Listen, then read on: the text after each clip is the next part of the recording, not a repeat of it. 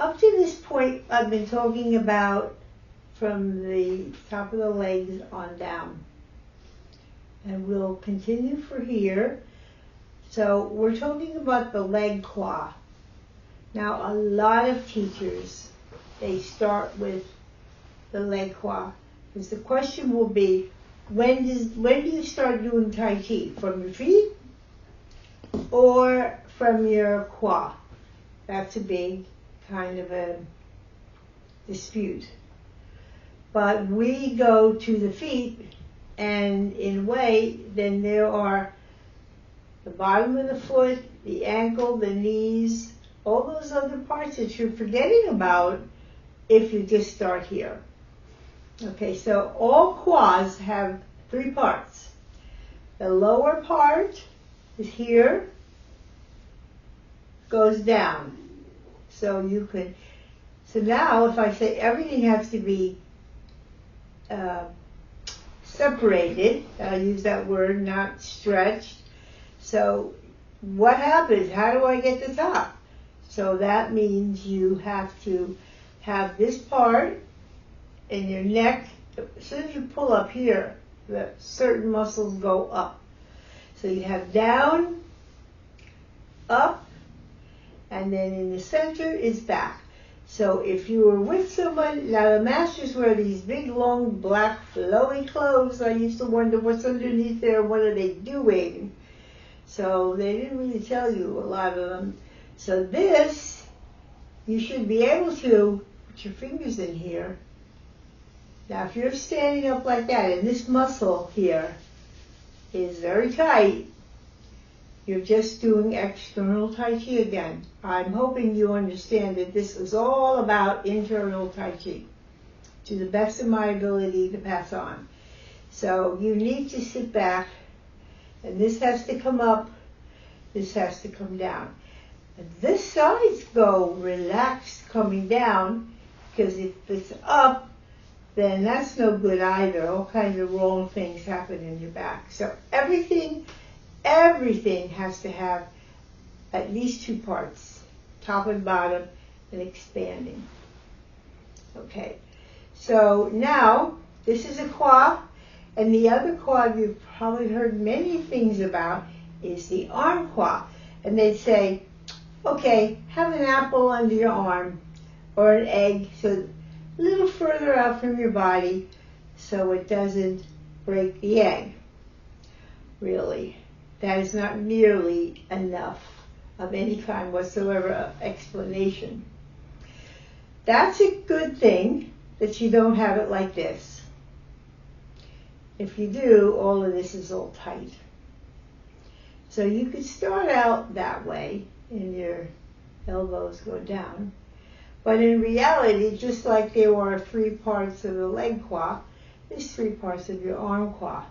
So this part goes down, this is in, and then this part here goes back. So you actually, someone could put their fingers here, and this would go back. You'd have to find out what this is where all the tendons are.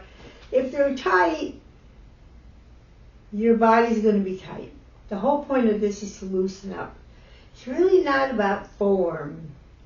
It's just the method, the vehicle of learning these techniques. So this is down. So if I want my arms to come up, I don't lift them up. That's an independent move. And you're just really using this. So I like to use the middle qua a lot. So I take the middle qua and I go down at the same time, elbows down, and that's how my arms get up. And then I just push down a little bit. So anytime I want to go hands up, the body has to go down. And I use personally for now, I use the inside part of the quads. And they bring my arms forward. Now see how I'm balanced with my tailbone. Now if you've ever been on skis, you know water skis, especially, you have to sit back so that will pull you, otherwise you're in the water. So think about it that way. You really need to sit. And you watch them. Of course, some of them are like this. But pretend you're a Tai Chi person doing water skis. So here. All right. Now, he has other little things that he talks about, like what's under here, what's under here, what's in here. He calls it umbrellas. They can't collapse. You need to have the energy flow. Through here is energies flowing here.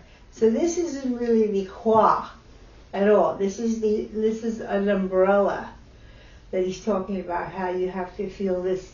So you actually feel all this energy around in this circle area. So those of you that do meditation, you have an advantage of understanding all this movement of energy through your body.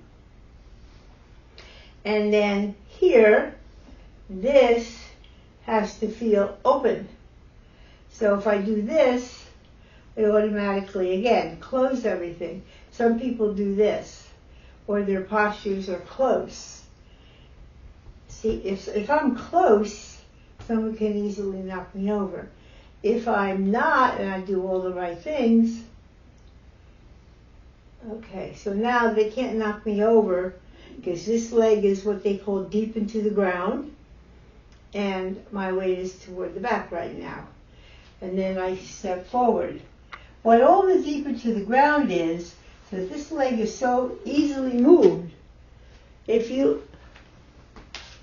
Okay, I've seen people where they are moving, now think, okay, this is like stuck like mud. I don't have weight on it, but I can't move it. So how are you going to do even Xingyi? Sorry, everybody. Xingyi, that kind of stuff. You still have to have it loose. So, okay, I know I'm getting way out of the standard, but these things, if you listen, you hear all kinds of stuff from the beginning, the end, the middle. So, I will tell you for a moment, how much should you practice? One girl used to tell me, her husband said, tell the students to practice for 5 minutes. And she said, why? I told them at least a half hour. And they go, if they start in 5 minutes, they'll enjoy what they're doing in 5, and all of a sudden it'll turn into 10 or turn into 15 minutes. But after you've been doing this for a long time, I practice 24 hours a day. If I get up in the middle of the night, because I do, then I practice a little, or I open up my neck more, because as you sleep when you're older, everything tends to shrink. So every day, if you don't do this, you are opening every single day. Or I used to be rushing all over the place. So I would put my hands on the grocery cart and start walking. Okay, so I would be leaning forward. I thought, no, that's not working. It's not practicing what I'm supposed to do. So now you just practice while you're pushing the cart in the grocery store. You practice all day long. B.P. Chan was a great one for showing us how to do yard work and be outside, how to practice on everyday life. Everything you do, you try to figure out, how would I do this? The Tai Chi way. And so therefore, you're practicing 24 hours a day. So that's the most important thing. So now we are going to start talking about how the fingers and this part here match the toes.